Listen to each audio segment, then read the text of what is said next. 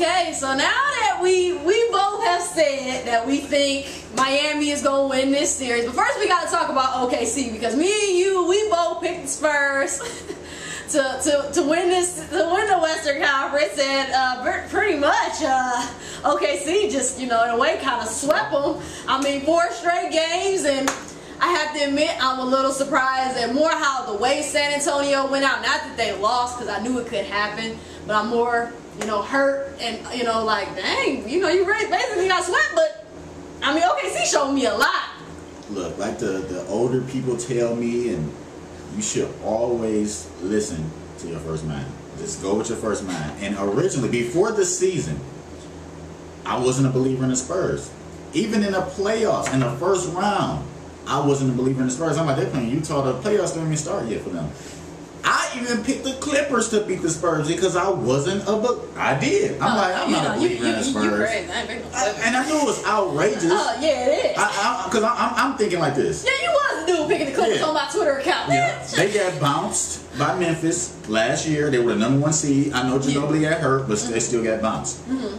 I'm thinking the Clippers were more athletic. They had Chris Paul. And who else? I mean, I think they had a nice core. I think they had a nice bench. They bench was, to me, I thought it could match up with the Spurs. But because if you look at it, with OKC did against the Spurs really got a better bench to me than OKC, in my opinion. Yeah. But that's how I was thinking. Like, the Clippers had Evans and Nick Young and Kenyon Martin, and I'm thinking like these players can match up with the Spurs, especially how Evans was playing.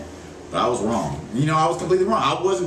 That's me going with my just thinking dumb. Clippers. But I just wasn't a believer. Obviously. But they end up proving me right in what they did.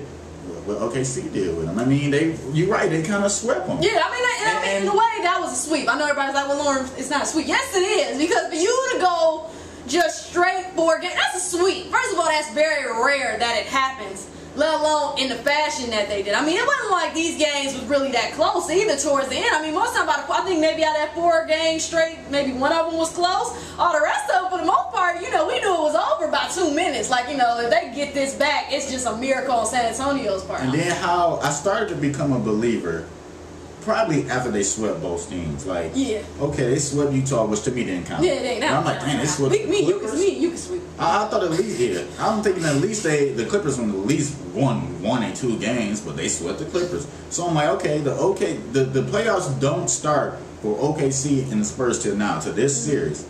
And from the first 2 games, I'm like, oh, it's over. They're going to beat the Spurs. They're going to beat OKC. Didn't quite turn out. No, it did turn out that. I mean, I knew they were going to go home and they were going to handle business. Now, I'm a little shocked. I wasn't expecting them to win 2 straight games at home. I knew they could do it. I just didn't expect them to do it. But then to go on the road and win it, and that was close, and then to go home and just basically be like, oh, we know what it is. I mean, basically they did what Boston did not do yesterday at home. I mean, they pretty much was like, we understand, look, we got to take this back to we got to take this home, and we got to finish it here. We cannot let it go back to San Antonio. I mean, they are really proving that they are this young, go-get-it team. And to be honest with you, when it came with the, I was very impressed with Kevin, Russell, James, all them. But the 2 guys who stood out for me, Ibaka was great, but Sefolosha, after those first 2 games, defensively, and not even just defensively, but offensively. I mean, I've always thought offensively, because he was wide open in threes. He was wide open. But he's always been wide open, but he doesn't hit them. I mean, you're an NBA player if you don't hit about Mike Miller. Don't make us go down the list. Wide open threes, you don't need to be in the NBA. But I think that changed that shifted the whole momentum, the whole series when they put Sefolosha on Tony Parker. That changed it. Sefolosha is 6'8". His wingspan is very long, and he has He's one of the better defenders in the league. Like I said, I think it's Ron Artest, Sefolosha, and Shane Battier, or switching, whatever. He did a great job. He did. And once you take the head off the snake, everything else will fall. Oh, yeah, that's everything else will fall. And that's what exactly, and you got to give credit to Scott Brooks. I mean, that's probably the person. I know everybody's been giving credit to Doc Rivers, and he deserves it because he's done a lot with the Spurs team. But as I put on Twitter, that's probably the most underrated coach who still does not get credit for all that he has done with this young team so fast. I mean, we can talk about Boston all you want, but you got young cast. And I say they immature, they don't know what they're doing, but you got probably the youngest team, or one of the youngest team, and you are taking this team to the next level. I mean, they go higher and higher each year. It's not like they take 2 steps forward and then they take 5 steps back. This team continues to persevere, and a lot of that has to do with Scottie Brooks. And you can tell, unlike the LeBron James situation where he never respected Mike Brown or does not, or so-called doesn't respect Eric Spoelstra and stuff like that, you can tell Kevin Durant, Russell Westbrook, James Harden, these guys have a respect for Scottie Brooks. I mean, and to be players of their caliber and to have that respect, they're very coachable players, and it's crazy. The thing about it, Kevin Durant, the Durantula. Durantula? I'm scared of spiders. I hate spiders, but I'm not scared of this one. I thought we weren't gonna bring up spiders. Look, the Durantula is proven to me. I think he's gonna be better than LeBron James. He can be, especially since he's been bringing this eye to Tiger more than LeBron has. You know, LeBron brought it twice. You know. When it comes now, my thing is, I think he needs to be aggressive more. Yeah, right. But he knows when to turn it on. He he hits big shot after big shot. I mean, you could go back to the Lakers series when he hit big shot against San Antonio when he hit 16 straight. Oh my God. I mean, it was nothing you could do about it. That was the first out-of-body experience I've seen from Kevin Durant. And I know 16 straight, LeBron would score like 25 straight, but that was a out-of-body experience. I mean, they really needed all those 16 points, and there was nothing you could do about it. I think Kevin Durant has turned the corner. He's proven to be one of the... I still think Kobe is the best player in the league. I think he's starting to become the second best player in the league, but I will really know after the finals. I will. After the finals. After because I have Miami going. And we're going to discuss that a little bit later. Miami, OKC, whoever to me wins that championship is the better player. And to me, Russell Westbrook is proven. Of course, he started getting his mode. He jacks shots up.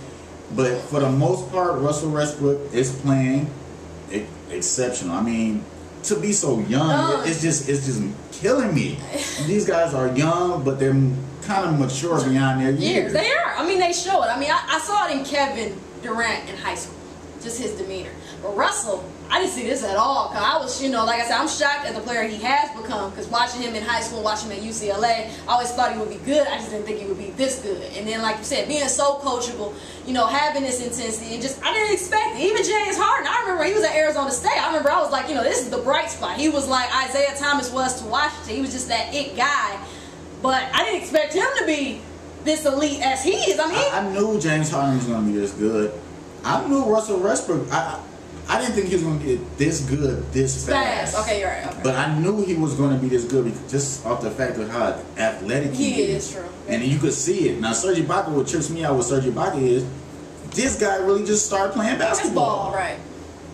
And talk about blocking shot. To me, I think he's the new Ben Wallace, but he's better. He can score. Better than Ben Wallace. Yeah, he's the new, but he's more athletic. He could score better. And he probably blocks more shots. But Ben Wallace in his prime, nobody could score on that man. Nobody. If you come to the paint, he's throwing the basketball into the second row. So that's what I'm looking at in Serge Ibaka. They have all the pieces really to become a dynasty. But they have to win first, of course. But they have the pieces. It all depends on if James Harden will resign. He could go somewhere and become a superstar. He could. Okay, now we both picking Miami. Let's go through this real quick. We both picking Miami. First, if Miami does win Game 7, which we both think they will, who do you have winning the finals right now for you? Are you picking Miami or are you picking OKC? I love the Durantula. KD, I love you. I'm picking Miami because I just feel like this is LeBron James time. It's now or never. The Bulls not going nowhere. OKC sure ain't going nowhere. And my Lakers not going nowhere. Lakers not going nowhere. Right. But it's Miami's time, now or never, period. And I think that LeBron James is focused. I think he's very focused. I think the Hunger Games is doing something to his mind. I need to read the book. So I'm really thinking that Miami in 7. I want this finals to go to 7 games because I think it's really good for the NBA. And I feel like LeBron James, if you want to be the best player in the league, you need to check Kevin Durant. No putting Shane Battier, which is I think is totally insane. But LeBron James needs to check Kevin Durant every series. And honestly, every time they go head to head, Kevin Durant gives him the work. Oh yeah, I mean, but if LeBron James could use his post game, yeah, because that's the length of Kevin Durant. You know, a 7'4", 7'6" wingspan. Is it going to bother LeBron? I don't know. It sure did bother Kobe. Will be. But I think it's going to bother LeBron. But just like all great players do, I think he's going to make adjustments. Yeah. That's what great players do. He's going to make adjustments. As much I'm with you too. I really want to see. I really sure to see Durant win a ring. But I don't know. As much as I really don't. I mean, I'm not gonna say I don't really want them to win, but as much as it would I would love to be able to talk so much crap on Twitter if Heat do lose. I do think the Heat are gonna win. I think the LeBron we saw last night, we are gonna continue to see. I hope we continue to see, because then we can stop talking about it. And then I can move on to somebody else and dog somebody else. So I think that the Miami Heat are going to win the finals if they advance. I do think it'll be 7. I personally would love to see Kevin get it, though. I mean, like I said, I would love Durant to get it.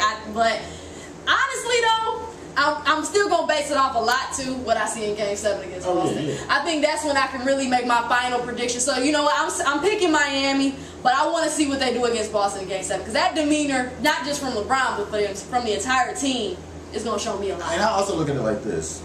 Kevin Durant is 23 years old. Russell Westbrook is 22. They're going to run the league. Oh, yeah. They're going to win. His time is going to come. This, to me, in the finals is going to be a learning experience. That's why I think Miami will win, because they were there last year. I mean, they've been there. I mean, all together, they players have been there quite a couple years, and they can't seem. But I mean, 2 years in a row, I don't see them losing in the finals. I mean, 2 years in a row in a weak ass season. Yeah, in a condensed season at that. But just 2 years in a row, I don't see Miami losing in the finals 2 years in a row.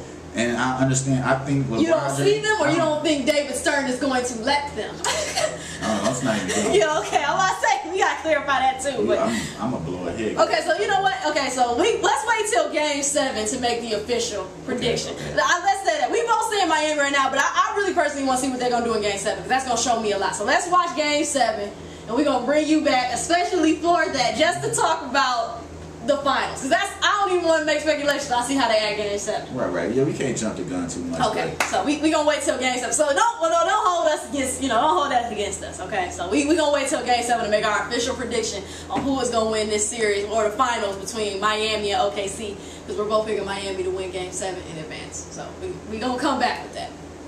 Thank you for tuning in to Sports Talk with L-Beasley. Montezz had to go. He had an important meeting to go to, but I want to thank him for joining me. This is not going to be the last time that you see Montezz. Montezz is going to definitely be back. And as usual, you know the drill, man.